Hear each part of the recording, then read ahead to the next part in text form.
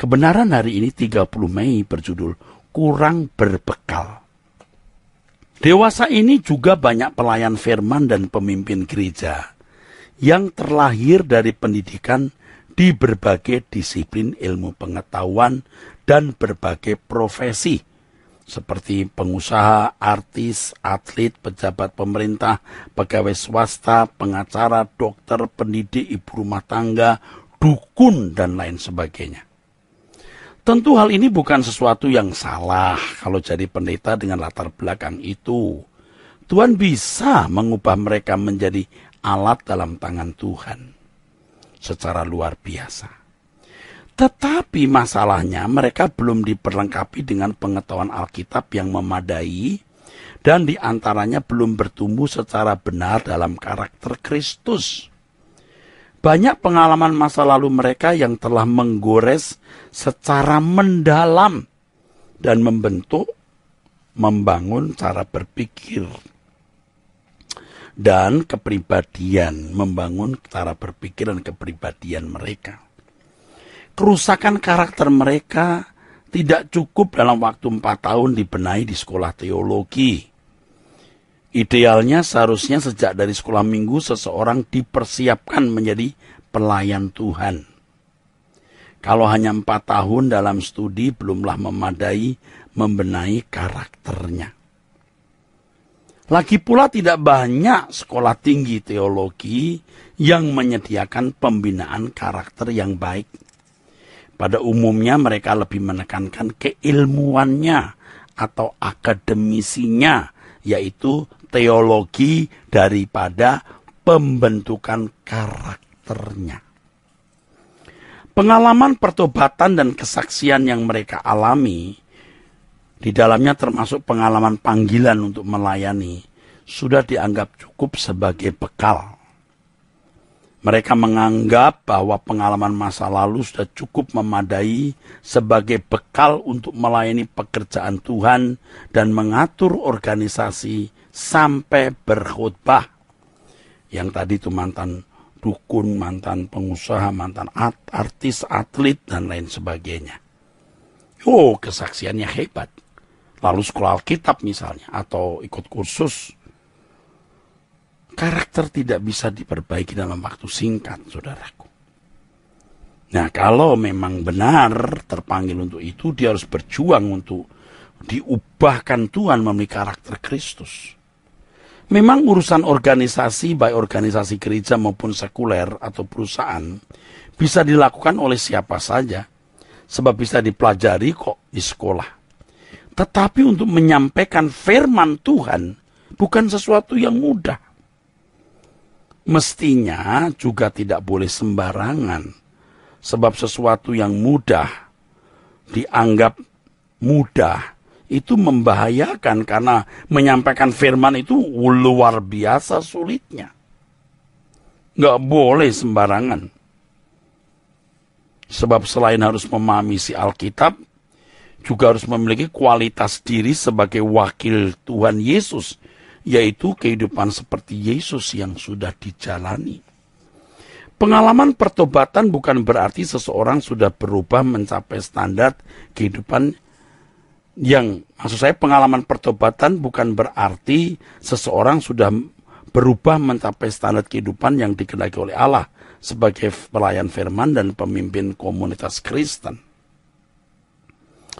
Jadi, ya saudara harus mengerti pengalaman pertobatan itu harus memang merubah seseorang, tapi tidak harus membuat orang itu mesti menjadi pendeta atau pengkhotbah, saudaraku.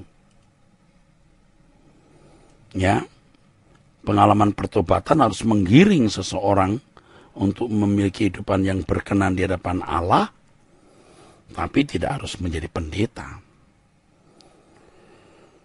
Tapi kalau menjadi pendeta harus memiliki pengalaman pertobatan yang sungguh-sungguh. Jadi di sini seseorang harus jujur apa panggilannya. Jangan rame-rame jadi pendeta tanpa mengerti dia dipanggil atau tidak.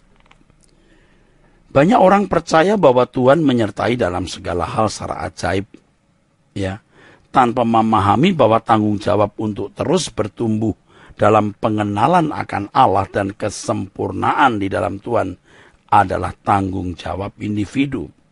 Ya. Untuk bisa lebih mengenal Allah, sehingga memahami ajaran yang benar dari Injil dan bertumbuh dalam kesempurnaan, tidak bisa secara ajaib. Nggak bisa. Harus diperjuangkan secara bertahap dengan ketat.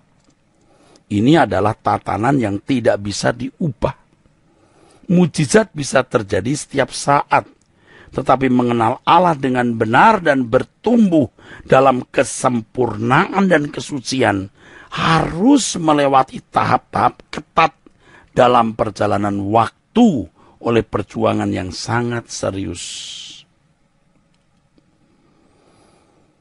Nah, saudaraku sekalian, tidak sedikit di antara mereka yang sudah puas diri dengan pengalaman masa lalu dengan Tuhan, ia merasa bahwa itu cukup jadi bekalnya menjadi pendeta. Seakan-akan kesaksian pengalaman masa lalu mereka yang luar biasa ajaib dan spektakuler sudah merupakan verifikasi pembuktian bahwa dirinya adalah orang terpanggil dan akan selalu layak untuk menjadi pemimpin suatu komunitas Kristen serta berkhotbah. Orang-orang seperti ini kalau tidak waspada di perjalanan masih bisa dibelenggu oleh percintaan dunia dan kesenangan dihormati menjadi orang penting. Dan saya kira tidak sedikit kok pendeta-pendeta besar yang akhirnya jatuh. Memang tidak dilihat oleh manusia pada umumnya, tetapi kebanggaannya menjadi orang besar, menjadi bapak, lalu memiliki aset untuk hidup dan keluarganya, walaupun dengan diam-diam. Ini sebuah kejatuhan, saudara. Akhirnya lepas dari belenggu Tuhan, sehingga bisa menjadi alat dalam tangan kuasa musuh untuk mengajarkan hal-hal yang bertentangan dengan Injil yang diajarkan oleh Tuhan Yesus. Akhirnya bukan dipakai Tuhan loh. Dan itu nyata dari pernyataan-pernyataannya yang tidak alkitabiah. Walaupun dia menyatakan itu dari Tuhan. Tapi kalau orang mengerti kebenaran, isi Alkitab akan tahu. Itu bukan dari Tuhan. Ini harus dimengerti oleh semua kita sebagai pemimpin atau sebagai pendeta. Harus diwaspadai oleh semua orang lah, saudaraku.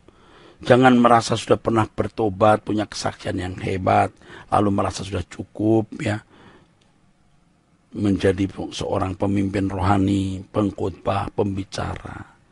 Bahkan pengalaman pertobatan bukan berarti seseorang sudah berubah menjadi standar kehidupan yang dikehendaki Allah. Ini proses. Kalaupun Anda menjadi seorang yang secara moral baik, belum tentu juga dipanggil jadi pendeta loh, saudara. Pola berpikir lama yang belum tuntas melahirkan doktrin-doktrin atau ajaran yang sebenarnya bertentangan dengan kebenaran Injil yang sejati. Mereka tidak tahu kalau sebenarnya mereka tidak tahu. Mereka tidak bermaksud menipu atau menyesatkan, tetapi mereka tidak tahu kalau diri mereka sebenarnya salah.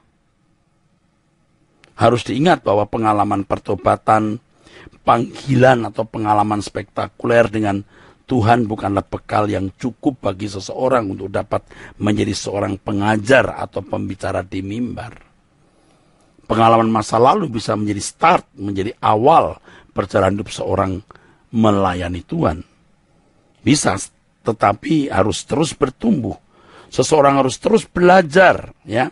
Biasanya mereka mengambil ayat-ayat Alkitab Perjanjian Lama yang sudah diakomodir dengan semangat zaman dan mengisinya dengan pengertian tertentu seakan-akan sesuai dengan nafas Injil. Tentu saja karena kehabisan bahan khotbah, mereka membuat produk baru, yaitu mendeklarasikan visi-visi yang diakui dari Tuhan. Padahal tidak. Jemaat dimobilisir untuk memenuhi dan mempercayai visi-visi tersebut. Di sini terjadi penyesatan terselubung di dalam gereja, sehingga jemaat tidak dipersiapkan berjumpa dengan Tuhan. Hati-hati saudaraku ya. Tuhan berkati. Sola Gracia.